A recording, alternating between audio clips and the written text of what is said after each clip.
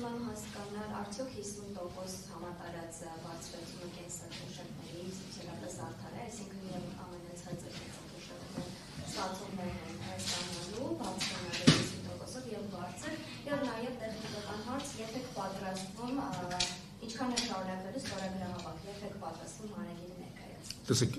երկրորդ հարցը միանգամից պատասխանեմ, քանի որ պատասխանեցի։ Մենք նախատեսում ենք առնվազն 3 ամիս ստորագրահավաք շարունակել, բայց գուցե մի քիչ ավել, բայց ոչ անվերջ, որովհետև բոլոր դեպքերում պետք է արդյունքներ ներկայացվեն մինչև ընտրությունները, որովհետև դա,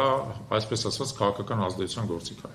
Հիմա վերադառնալով ձեր առաջի հարցին, տեսեք, ձեր առաջի հարցը մի քիչ բարդ պատասխան ունի հետևյալ իմաստով։ Կան որոշակի կատեգորիաների քաղաքացիներ,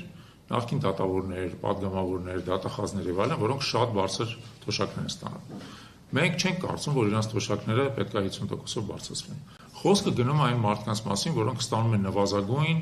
կամ նվազագույնին բավական մոտ կենսաթոշակներ, հա։ Տեսեք, մեր երկրում հիմա նվազագույն կենսաթոշակը 36,000 դրամ է, միջինը 48,000 դրամ է։ Որպեսզի այդ թիվը պատկերացնենք համեմատության մեջ,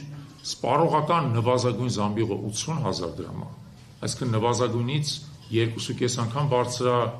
միջինից համարյա 2 անգամ բարձր է, հա։ Մեր երկրում միջին աշխատավարձը այս պահի դրությամբ 295,000 է։ 295,000 է, այսինքն միջին կենսաթոշակից ավելի քան 6 անգամ ավել է։ Ավելի քան։ Սա մեր երկրում պարադոքսալ դիսբալանս է առաջացել, երբ որ աշխատավարձները աճել են, իսկ թոշակները գնաճը կա, իսկ թոշակները չեն աճել։ Ուստի խոսքը առաջին հերթին վերաբերվում է այն քաղաքացիներին,